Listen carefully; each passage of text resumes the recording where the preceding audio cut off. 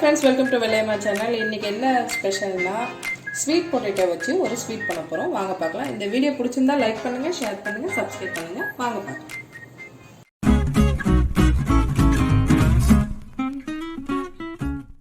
First அடுப்பை பற்ற வச்சுட்டு வெறும் கடாயில ஒரு கட்டி ஃபுல்லா ஒரு ரவுண்டுன்னு சொல்லுவாங்க பாத்தீங்களா, அந்த அளவுக்கு வெல்லம் எடுத்து தட்டி வச்சிருக்கேன். அதை ஒரு கடாயில போட்டுருங்க. அதான் ஒரு உருண்டைன்னு சொல்லுவாங்கல்ல, அந்த மாதிரி. ஒரு அரை கிளாஸ் அளவுக்கு தண்ணி ஊற்றிக்கங்க. ஏன்னா இதை ஃபில்டர் பண்ணி எடுக்க போகிறோம். மண்ணு கிண்ணு இருந்துச்சுன்னா அதுக்காக. இப்போ வெல்லம் கரைஞ்சிருச்சு, நம்ம ஃபில்டர் பண்ணி எடுத்துக்கலாம். ரேஷன் அரிசி பச்சரிசி எடுத்துருக்கேன். ஒரு கப் அளவுக்கு நல்லா வாஷ் பண்ணிவிட்டு 3 மணி நேரம் தண்ணியில் ஊற வச்சுருக்கேன். இந்த தண்ணியை வடிகட்டிட்டு மிக்ஸி ஜாரில் போட்டுக்கோங்க. இப்போ ஜாரில் போட்டுக்கோங்க. ஒரு கை போட்டுட்டு நெக்ஸ்ட்டு நம்ம ஃபில்டர் பண்ணின்னு வச்சுருந்தோம்ல வெல்லம், அதை போட்டு அரைக்கலாம்.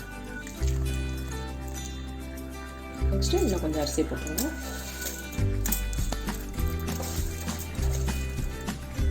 நம்ம அரைக்கலாம். இப்போ நம்ம அரைச்சிட்டோம். நெக்ஸ்ட்டு என்ன பண்ண போகிறோம்னா கோதுமை மாவு ஒரு 3 ஸ்பூன் போட்டுக்கோங்க. அந்த ஸ்வீட் பொட்டேட்டோஸை நான் கிரேட்டரில் திருகி வச்சுருக்கேன், அதை போட்டுக்கோங்க. ஒரு கிண்ண அளவுக்கு அரைச்சிக்கலாம். இப்போ எல்லாத்தையும் போட்டு நம்ம அரைச்சது எப்படி இருக்குது பாருங்கள், இப்படி இருக்கும். இதை நம்ம ஒரு கிண்ணத்தில் ட்ரான்ஸ்ஃபர் பண்ணிக்கலாம். ஒரு கிண்ணத்தில் ஊற்றிக்கோங்க. இப்போ இன்னொரு கிண்ண அளவுக்கு எடுத்திருக்கேன். அதே பொட்டேட்டோ ஸ்வீட் பொட்டேட்டோஸ் திருக்கி வச்சுருக்கேன், அதையும் போட்டுருங்க. ஒரு 2 ஸ்பூன் அளவுக்கு ரவை எடுத்திருக்கேன். அளவுக்கு ஏலக்காய் தூள். இப்போ நெக்ஸ்ட்டு நம்ம கொஞ்சோண்டு தான் வெள்ளை ஃபில்டர் ஊற்றி அரைச்சோம். மிச்சம் இருக்கிறத ஊற்றி கொஞ்சம் கொஞ்சமாக தான் சேர்த்துக்கணும். ஏன்னா ரொம்ப தண்ணி பதம் வந்துடக்கூடாது. உங்களுக்கு செய்யும் போது வீடே வாசனையாக இருக்கும்.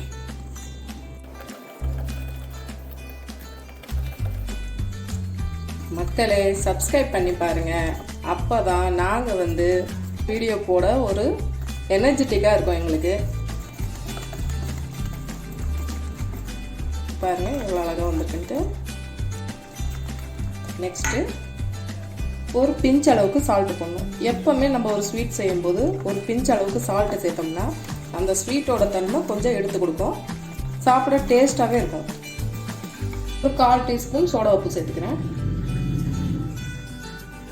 சோடா உப்பு போட்டு மிக்ஸ் பண்ணிவிட்டு ஒரு 5 நிமிஷம் அப்படியே இருக்கட்டும். அதுக்கப்புறம் நம்ம செய்ய ஆரம்பிச்சிடலாம். இப்போ 5 நிமிஷம் ஆச்சு, திறந்து பாருங்கள். ஏன் அப்படி இருக்குன்னா நம்ம ஸ்வீட் பொட்டேட்டோ போட்டோம்ல, அதனால் அந்த கலர் வந்துருக்கு. ஒரு கிண்டிட்டு ஒரு கரண்டி அளவுக்கு எடுத்து நடுவு சென்டரில் ஊற்றுங்க.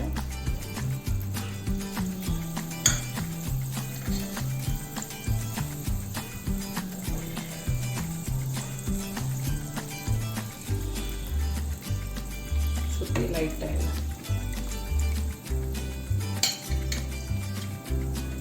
மிதமான சூட்டில் வச்சுக்கோங்க. ஏன்னா வெல்லம் கலந்தது அடியில் கறியிடும், அப்புறம் உள்ளே வேகாமல் இருக்கும். அதனால் மிதமான சூட்டில் வச்சிங்கன்னா உங்களுக்கு 2 சைடும் நல்லா வெந்து வரும். சரிங்களா? திருப்பி விடுங்க.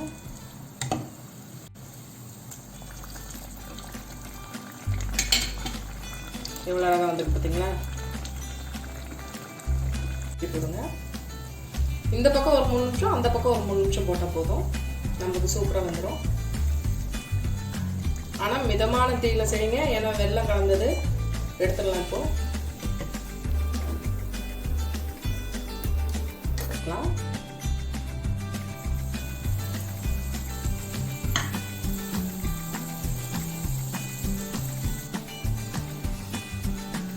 ஸ்வீட் பொட்டேட்டோ பசங்களுக்கு கொடுத்தீங்கன்னா நல்லா விரும்பி சாப்பிடுவாங்க பசங்க.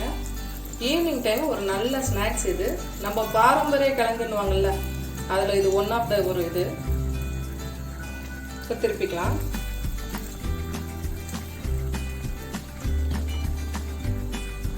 சின்ன வயசில் நம்ம எல்லாருமே சாப்பிட்ருப்போம் அவிச்சு. இந்த மாதிரி டைப்பில் நம்ம இது வரைக்கும் செஞ்சுருக்கோமா என்னன்னு தெரியல. நான் ஃபஸ்ட் டைமாக நம்ம சேனலில் செஞ்சுருக்கேன். ட்ரை பண்ணி பாருங்கள் ஃப்ரெண்ட்ஸ். டேஸ்ட்டு சூப்பராகவே இருக்கும். இந்த மாதிரி உங்களுக்கு போட பிடிக்காட்டி நீங்கள் பணியார சட்டியில் கூட நெய்யை தடவிட்டு கொஞ்சம் கொஞ்சமாக ஊற்றி நீங்கள் ரோஸ்ட் பண்ணி எடுத்தீங்க. பாருங்கள் ஃப்ரெண்ட்ஸ், எல்லாத்தையும் நான் செஞ்சு முடிச்சிட்டேன். எப்படி இருக்கு பாருங்கள். சூப்பராக இருக்கும் டேஸ்ட்டு. ஒரு நாள் வச்சிருந்து கூட சாப்பிடலாம், ஒன்றாகாது. இந்த வீடியோ உங்கள் எல்லாருக்கும் பிடிச்சிருக்குன்னு நினைக்கிறேன். பிடிச்சிருந்தா லைக் பண்ணுங்கள், ஷேர் பண்ணுங்கள், சப்ஸ்கிரைப் பண்ணுங்கள்.